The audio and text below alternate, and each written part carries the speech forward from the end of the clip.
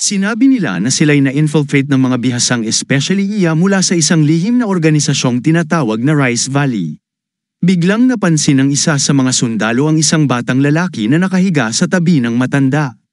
Akala niya ay isa itong especially iya. Kasabwat kanila, matanda, sabi ng isa sa kanila. Sa pagkakataong yun, sumagot ang matanda, sinabi niyang wala siyang kinalaman sa insidente at tiniyak sa kanila na sila na ang baalang humarap sa mga inuusig.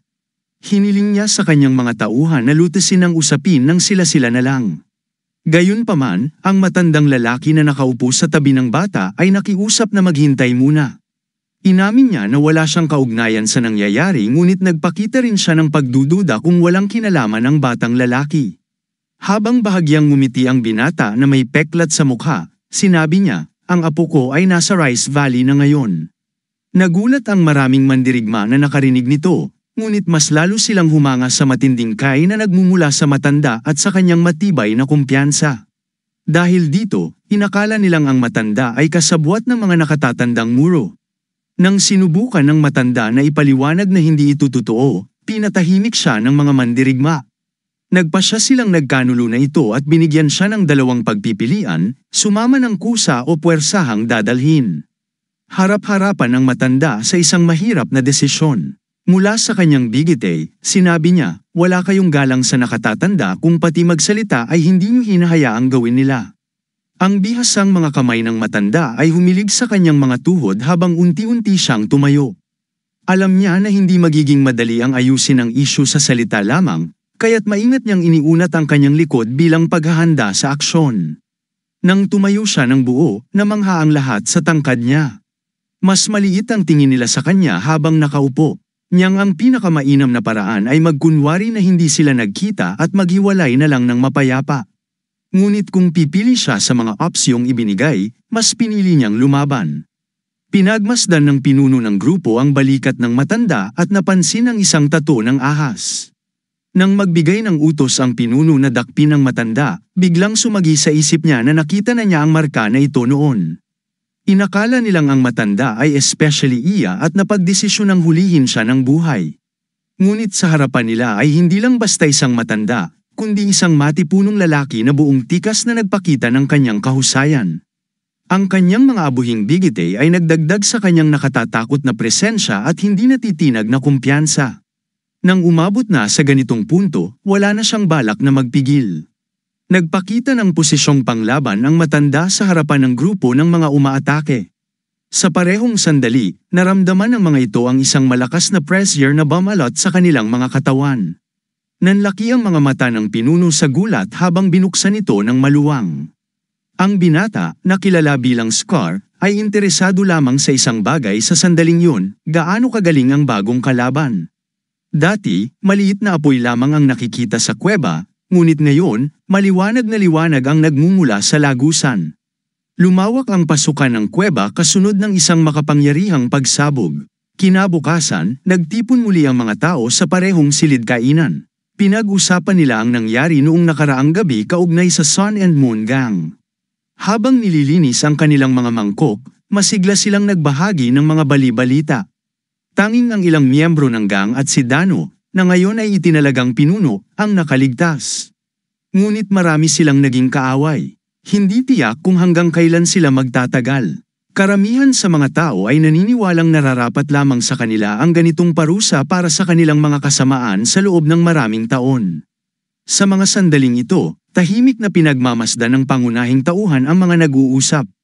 Sumilip ang lola sa bintana upang suriin ang isang bagay, ngunit nang matapos magdebate ang mga tao, huli na ang lahat. Pumayag ang maliit na bata na linisin ang lahat, kaya't nauna nang umalis ang lola. Pagkaraan ng ilang sandali, nang lumabas ang bata, nakita niya ang isang lumang gazebo sa kanyang harapan.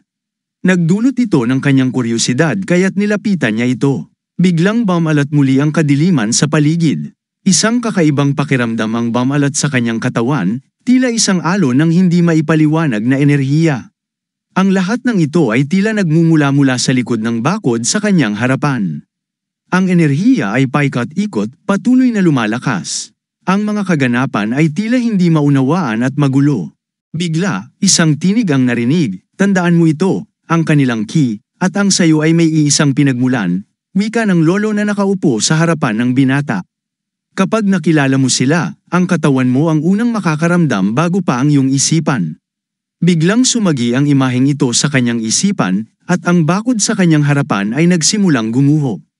Ang biglang bugso ng enerhiya ay napakalakas na ang lahat ng nasa paligid ay nagkadurog-durog. Nananatili siyang nakapokus, napagtanto niyang ang lahat ng ito ay hindi nagkataon lamang. Naghanda siya para sa kalaban at totoong ang lumitaw ito. Dalawang kamay ang nagsalpukan sa ere, nagdulot ng malakas na tunog.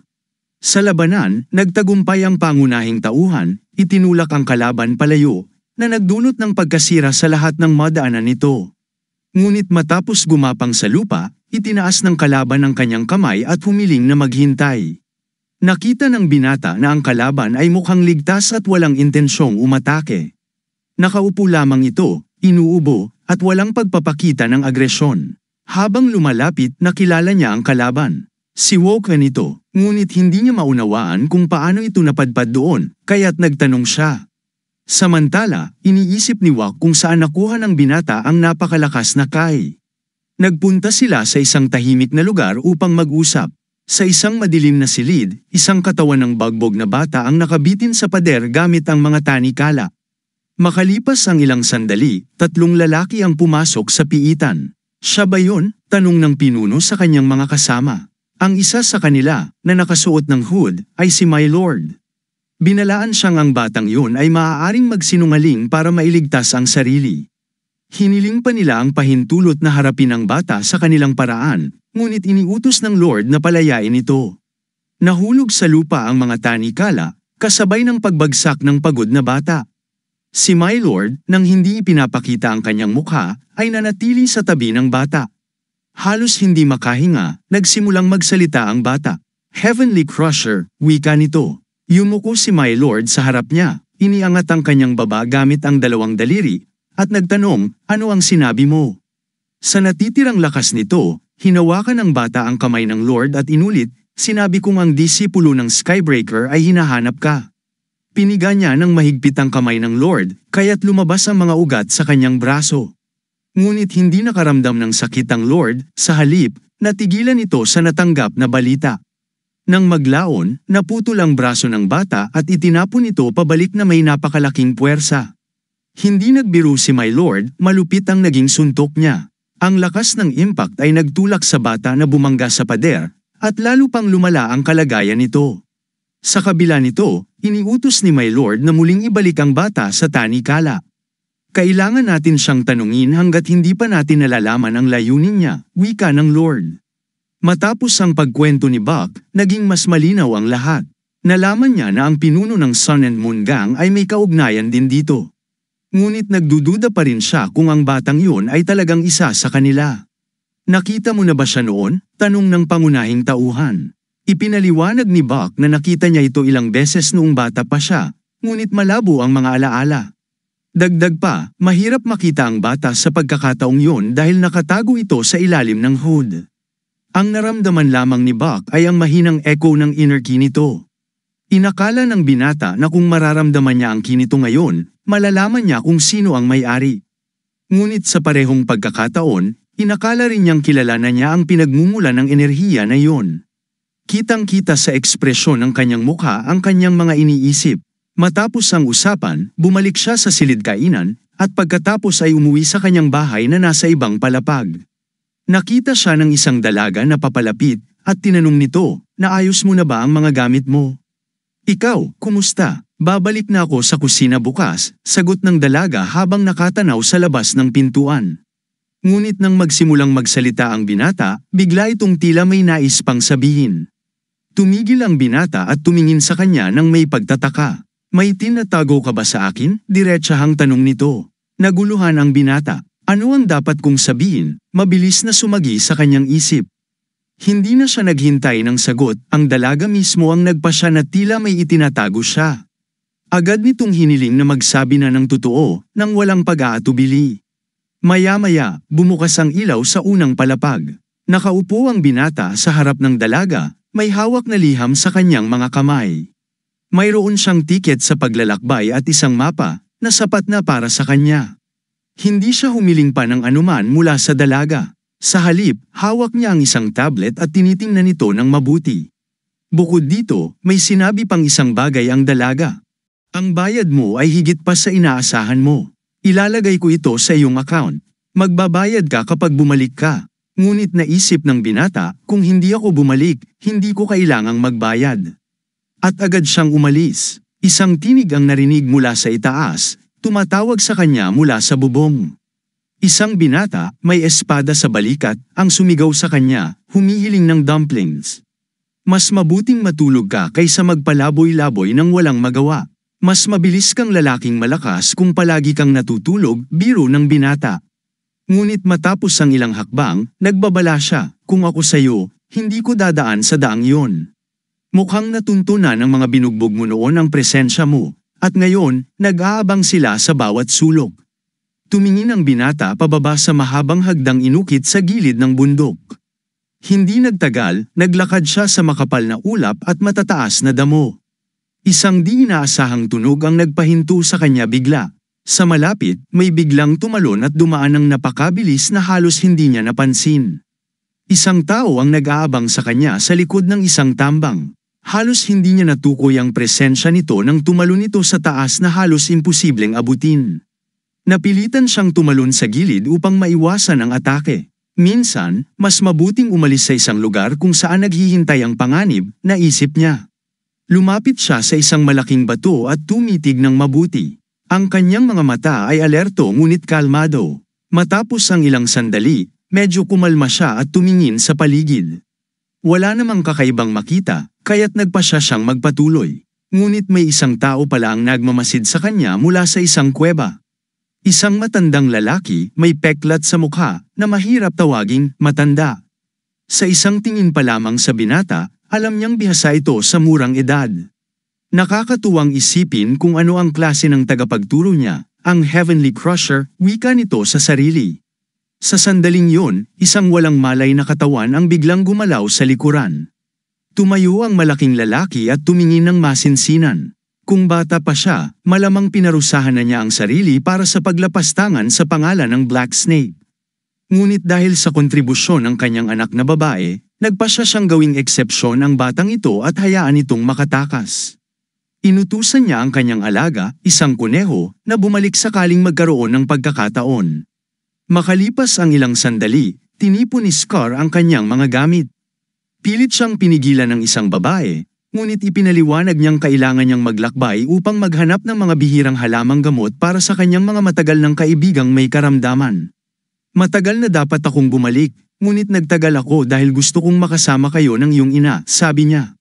Kahapon lamang siya nakatanggap ng balita na lumala ang kalagayan ng isa sa kanyang mga kaibigan. Walang masabi ang babae, kumbinsido siya sa plano ng lalaki. Sa kabila nito, niyakap niya ito ng mahigpit. Pagkatapos, inihatid siya sa daan papunta sa kagubatan. Habang papaalis, sumigaw ang kanyang apo, nagpaalam at nagmakaawang bumalik siyang muli. Maging ang malalaking lalaki ay hindi napigil ang maluha habang siya'y pinapanood lumayo. Sa wakas, nawala na siya sa kanilang paningin, patuloy na naglalakad palayo. Samantala, sa bahay ng pangunahing tauhan, may ilaw na bukas sa isa sa mga bintana sa ikatlong palapag. Nakaupo siya sa loob ng silid na hindi pa niya nalilinis. Biglang, isang tinig ang narinig mula kung saan, bakit ka nag-aatubili? Natatakot ka bang mawalan? Ang susunod na tanong, o baka dahil sa maliit na pangako na ginawa mo sa babae, tanong ng estranghero.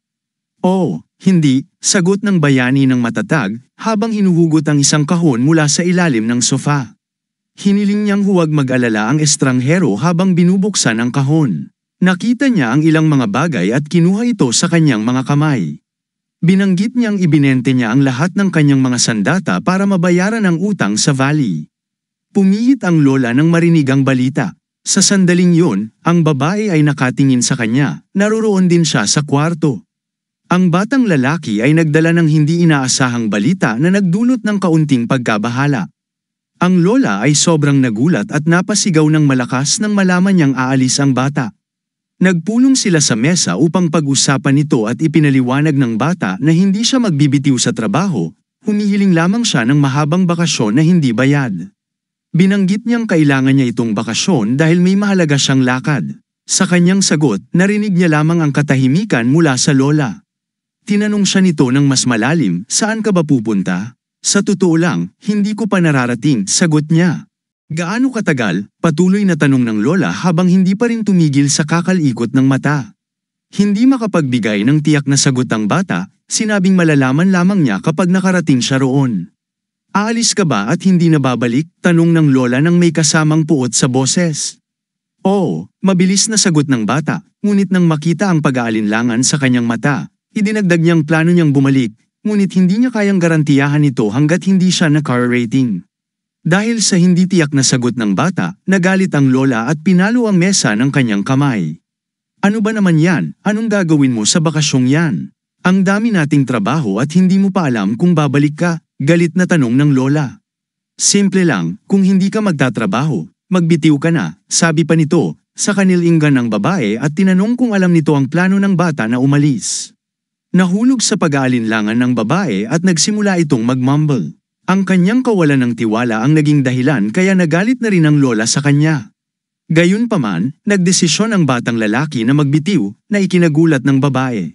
Hindi makapaniwala ang babae sa narinig at ang seryosong tono ng bata ay nagdagdag pa ng tensyon sa sitwasyon. Ang mga mata ng lola ay halos pumutok sa sobrang gulat. Tinitigin niya ang bata mula ulo hanggang paa, tinatanong siya kung totoo ang sinabi niya. Hiningi niyang ulitin ng bata ang sinabi, tinitigan ito ng diretsyo sa mata. Hanggang sa umakyat siya sa mesa upang tignan ng mabuti ang batang lalaki.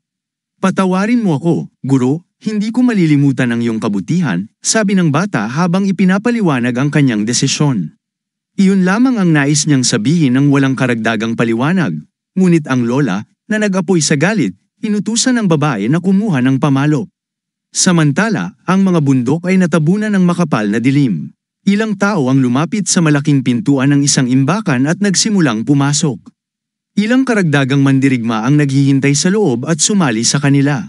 Isa sa kanila ay umupo sa gitna at tinanong ang mga bisita, "Ginoo, nandyan pa ba siya sa training hall?" "Oo, maestro, lahat ay gaya ng dati," sagot ng dalawa.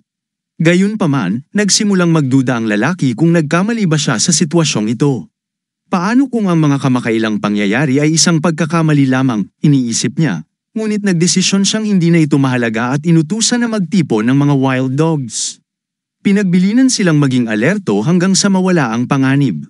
Isang pigira na nakasuot ng puting kapa ang nakaupo sa harap ng isang marangyang furry place, tahimik na nakatingin sa mga apoy. Sa ilalim ng hood, tanging dilim ang makikita. Isang malumanay na tinig ang umalingaw-ngaw, "Halika, disipulo ng Heavenly Crusher." Inisip ng pangunahing tauhan na panaginip lamang ito, ngunit instinctively, lumingon siya. Ngunit wala siyang nakita kundi ang mga bakanting mesa at mga upuan. Nang magpaalam siya sa lugar, lumabas siya, ngunit narinig ang isang sigaw mula sa itaas. "Tanggapin mo ito," at isang bagang tumama sa kanyang ulo. Ibinato ito ng babae sa kanya bilang isang regalo. Ngunit iyon lamang ang simula. Ito ang panggastos sa biyahe mula kay nanay, dagdag pa niya. Nag-aalala sila na baka magutom siya sa daan. Tanggap ng bata ang mga regalo ng may pasasalamat at nagtanong kung pwedeng iparating ang kanyang pasasalamat sa landlady. Nais na niyang umalis, ngunit tinawag siya ng babae at pinahinto. Tinanong niya kung nagsisinungaling ba siya nang sabihin niyang hindi sigurado sa kanyang pagbabalik. Sumagot ang bayani ng tapat, "Hindi ko masabi ng tiyak hanggang makarating ako roon." "Kung ganoon, huwag ka na pumunta," sagot ng babae, nakatingin mula sa ikalawang palapag. Nang mag-aatubili, idinagdag niya, "Kung hihilingin ko, mananatili ka ba?" Ngunit agad itong ngumiti at nagbiro na ito'y isang pagtatangkang pampatawa lamang. Muli, nagpasalamat ang bayani sa mga regalo at nagpatuloy sa kanyang paglalakbay. Tumingin ang babae sa kanya at iniisip, wala nang silbi, hindi niya ako paniniwalaan kahit sabihin ko pa. Ang batang lalaki ay naglalakad na sa pagitan ng malalaking puno, nawawala sa kanyang mga iniisip. Nakasabit ang isang bag ng pagkain na ibinigay kahapon sa isang stick sa likod ng kanyang katawan. Sa harap ng kanyang mga mata ay ang mga imahe ng mga tao na nais niyang makaharap. Nagpatuloy siya upang salubungin ang paglubog ng araw at ang mga kamanghamanghang pakikipagsapalaran na naghihintay sa kanya. Isang grupo ng mga tao ang bumaba mula sa isang bangka na nakatigil malapit sa pier, kabilang na ang pangunahing tauhan na si Kang Rong. Isang kamanghamanghang tanawin ang bumungad sa kanya, mga bundok na tinatawid ng isang kawan ng mga ibon. Mabilis na lumipas ang araw at pinalitan ito ng madilim na gabi. Umupo siya sa ilalim ng isang bato upang magpainit ng kaunti at ibinaba ang kanyang ulo. Agad siyang nakatulog. Sa ikalawang araw, isang lalaking may kargang dayami sa isang toro ang nagdala sa kanya sa daan. Gayunpaman, biglang naghiwalay ang daraanan sa dalawang direksyon. Kinailangan ng pangunahing tauhan na bumaba mula sa karo at pinili niya ang kanang daan na may kumpiyansang nagpatuloy sa paglalakad. Ang ulan ay nag-iwan ng basa at natuyong mga dahon kung saan tumutulo ang mga patak patungo sa lupa. Nakatayo siya sa gilid ng bundok at tiningnan ang lugar mula sa taas. Sinundan niya ang mapa, hawak ito sa kamay at palaging sinusuri ang direksyon. Minsan, tumitingin siya sa paligid upang tiyakin na naroon siya sa tamang lugar. Sa wakas, narating niya ang isang malugod na lugar at umupo upang harapin ang problema. Ang kanyang mga sapatos ay punit na at kailangan niyang maghanap ng pamalit. Nagising siya sa ingay ng isang kamao na tumama sa isang tabla. Isang karamihan ang nagtipon at sa gitna ay isang lalaking nagsisikap na basagin ang tabla gamit ang kanyang kamay. Ang lalaki ay nag-alok ng 10 barya sa sinumang voluntaryo na kayang basagin ang tabla, ngunit walang sumubok dahil nawala na ang tiwala ng lahat. Iniisip na imposibleng gawin ito. Sa kawalan ng mga nais sumubok, nagmukhang dismayado ang lalaki. Pagkatapos ay lumingon siya sa isang batang babae na nagngangalang Sue na nakatayo sa likuran niya. Ang batang ito ay mula sa isang napinsalang nayon at noong nakita niya ito, halos hindi na ito makatayo dahil sa labis na pagod. Sinimulan ng lalaki na i-promote ang kanyang mga gamot, sinasabing salamat dito ay hindi lang siya nakalakad, kundi nakapanghuli pa ng oso. Subalit, sa paningin ng mga tao, ito ay tila pawang kasinungalingan. Upang patunayan ang katotohanan ng kanyang mga salita, inalok niya ang batang babae na basagin ang tabla gamit ang isang mabilis na hampas. Nang damay kitang kamay ni Sue sa tabla, nagsabugan ang maliliit na piraso at nabiyak ito sa dalawa. Nagulat ang karamihan at literal na bumagsak ang kanilang mga panga sa nakita. Itinapon ng lalaki ang sirang tabla at humawak ng isa pang bago. Inutusan niya ang batang babae na ulitin ang ginawa at nagsimulang umindak ang bata. Sa pagkakataong ito, mas makapal ng kaunti ang tabla. Muling lumapit ang kamay ng bata at lahat ay natigilan sa paghihintay. Muli, nabiyak sa dalawa ang tabla. Hindi makapaniwala ang mga tao sa kanilang nakita, pareho pa rin ang kanilang reaksyon ng pagkabigla at gulat. Kinuha ng lalaki ang huling tabla at hiniling sa batang babae na subukan muli. Ang mga pangyayari ay nakatawag ng pansin ng pangunahing tauhan na nanunood sa tabi. Biglang nanginig ang lalaki at hindi maintindihan ni Sue kung ano ang nangyayari, ngunit agad namang bumalik sa normal ang sitwasyon. Nagsimulang maghiwa-hiwalay ang mga tao. Isang binata ang lumapit sa lalaki upang bumili ng kanyang mga gamot. Sa oras na yun, ang pangunahing tauhan ay nakaupo at maingat na pinag-aaralan ang kanyang mapa. Isang pagtatalo ang biglang sumiklab sa pagitan ng mamimili at nagbebenta. May hindi na pagkasunduan, kaya't nagalit si Sue sa sinabi ng binata at nagbato ng ilang bato sa kanya. Sa huli, umalis sila, napagpasyahang wala silang mapapala doon. Sa sandaling yun, lumapit ang isang lalaki sa pangunahing tauhan, dala ang mga bagay na iniutos nito, at binayaran siya. Pagkatapos umalis, nagpatuloy siya sa kanyang paglalakbay, umaakyat at bumababa sa mga daang bundok. Sa isang bahagi ng kanyang landas, may isang lalaking lumitaw at nakiusap na huwag siyang saktan. Sa harapan niya, mga 20 metro ang layo, may grupo ng mga tao. Ito ang parehong nagbebenta ng gamot, at si Sue ay nakaupo sa tabi nito, binabantayan ng mga armadong lalaki. Handa nilang kunin ang lahat mula sa kanya, kahit ang huling barya, ngunit nagpasalamat na rin siya ng labis dahil sa pagpayag nilang umalis siya ng buhay. Pinagtawanan lang ng mga tao ang kanyang kahinaan. Bigla, nagbago ang mukha ng mga ngalakal at naging seryoso. Nangyari ito dahil nakita niya ang galit sa mga mata ng isa sa mga mandirigma na nagsimulang iwas-iwas ang kanyang espada. Agad tinakpan ng mga ngalakal ang bata gamit ang kanyang katawan, handang harapin ang posibleng kamatayan. Ngunit ang kamatayan ay hindi dumating sa kanya. Nang buksan niya ang kanyang mga mata, sa una, hindi niya alam kung nasa langit na ba siya o nasa lupa pa rin. Tumingin siya sa paligid at nakita ang kanyang mga abuso na wala ng buhay. Ngunit sino ang may gawa nito? 3 tao pa ang nakatayo sa paligid, litong-lito, hindi maunawaan kung ano ang nangyari dahil ang lahat ay nangyari ng napakabilis. Sa likod ng lahat ng ito ay ang pangunahing tauhan. Sinimulan nilang tawagin siyang walang hiya, pinilit siyang sabihin kung sino talaga ang kanyang kinausap. Ngunit wala silang nagawa dahil bago pa man sila makakilos o makapikit ng mata, sila'y lahat bumagsak sa lupa.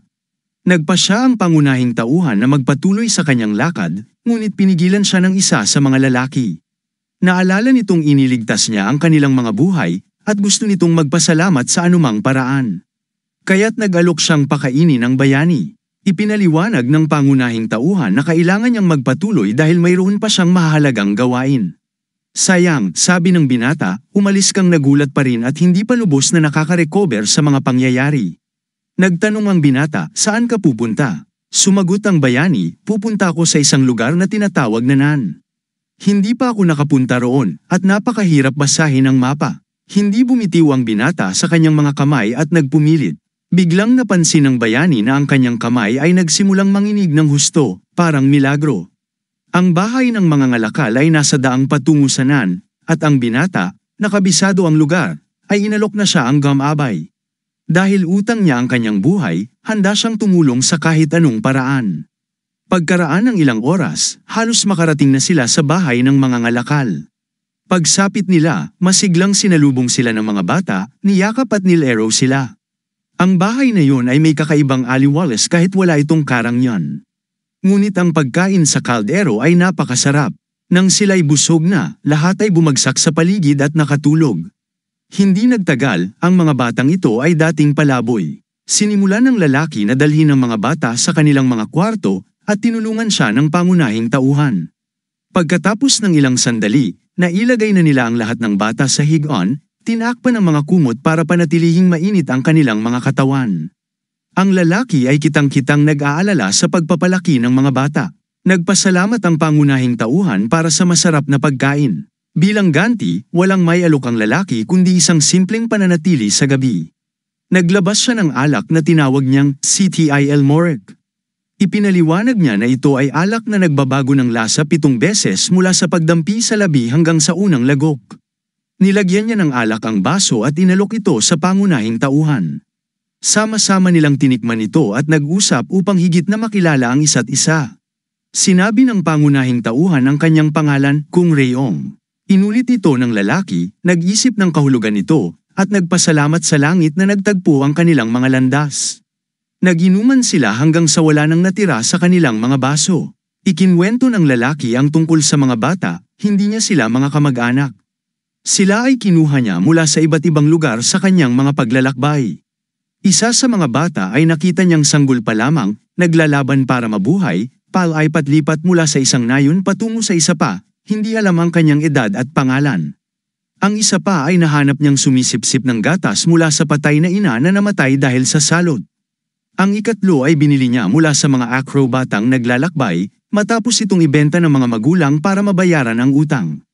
Ngumiti ang pangunahing tauhan. Biglang naalala niya ang kanyang bayang Sinilangan, kung saan mayroon ding mga taong tulad ng lalaki, at muling bumalik sa kanyang alaala ang lahat ng iyon.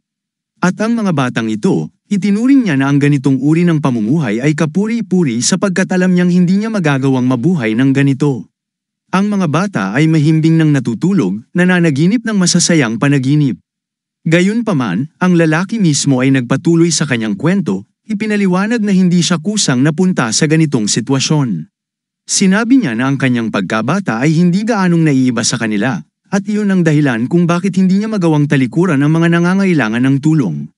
Ngunit ang kanyang pagpapalaki ay lubos na naiiba. Siya ay isang problemadong bata, walang nagmamahal at laging nabubuhay sa takot na maaaring patayin siya anumang oras. Sinimulan ng lalaki ang kanyang kwento, na kinailangan niyang gawin ang lahat ng makakaya at hindi makakaya para mabuhay, pagnanakaw, pagdukot, pananakit, at maging ang pagpatay. Mga bagay na hindi dapat ginagawa ng tao, ngunit naging bahagi ng kanyang pang-araw-araw na buhay. Noong mga panahong yun, mas mukha akong hayop kaysa tao, dagdag niya. Naramdaman ng bayani ang isang pamilyar na damdamin sa kwento ng lalaki, parang tawag mula sa nakaraan. Nagpatuloy siyang nakinig habang naririnig ang pagputok ng kahoy sa apoy. Naalala ng lalaki na kung hindi niya nakilala si Bu, magpapatuloy siyang mamuhay ng ganito. Ngunit sa sandaling yon, bigla siyang tumigil, tahimik na nilalagyan ng inumin ang mga baso. "Sino si Bu?" tanong ng pangunahing tauhan. Sa tugon, inalala ng lalaki ang kanyang tagapagligtas. Ang taong nagligtas ng kanyang kaluluwa. Sa malalim na respeto, sinabi niyang si Bu ang nagturo sa kanya na kahit ang isang tulad niya ay maaaring magbago ng buhay. Binanggit din niya ang isang usap-usapan na ang isang tao mula sa kanyang nakaraan ay papunta na roon. Pagkatapos ay tinanong niya ang bayani, "Bakit ka pupunta sa Nan?" Sumagot ang bata ng simple at matapat, "Para tiyakin na ang pinuno ng lugar na ito ay siya nga ang taong hinahanap ko." Isang awkward na katahimikan ang bumagsak sa pagitan nila, bawat isa'y nag-iisip ng kanya-kanya. Inamin ng mga ngalakal na nasabi niya ng sobra at tinanong ang bayani, "Kailan ka nagsimulang maghinala sa akin?" Sinimulan ng pangunahing tauhan na ilabas ang kanyang kamay mula sa kanyang manggas. "Isang napakalakas na tao, at humiling ka ng tulong mula sa isang hampas lupa para iligtas ang buhay mo. Magiging kakaiba kung wala akong maamoy na kakaiba," paliwanag niya habang itinuturo ang mga bakas sa kanyang braso. Ngumiti lang ang mga ngalakal, napagtanto ang kanyang pagkakamali. Nang marinig niya na papunta ang bayani sa Nan, hindi niya napigil ang ipunin ang kanyang kamay sa kamao. Gayunpaman, hindi itinuring ng pangunahing tauhan na hindi maunawaan ang mga ngalakal, at hindi niya namalayan na may balak itong masama laban sa kanya hanggang sa ininom niya ang laso na alak.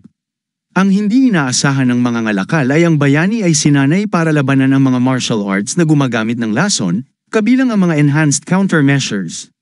Gayunpaman, naniniwala ang mga ngalakal na may dahilan siya upang pigilan ang bayani na makarating sa Nan.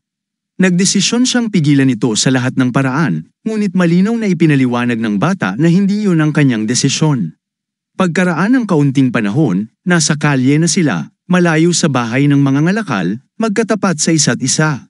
Naisip ng pangunahing tauhan na mas mabuting umiwas sa laban, ngunit naintindihan niya na wala ng ibang paraan. Walang daan para makapagpatuloy siya. Ang mga ngalakal ay hindi papayag na siya'y dumaan. Kailangan niyang sumugod sa laban na parang kidlat. Sa sandaling yon, naramdaman ni Kang ang lakas ng kanyang kalaban.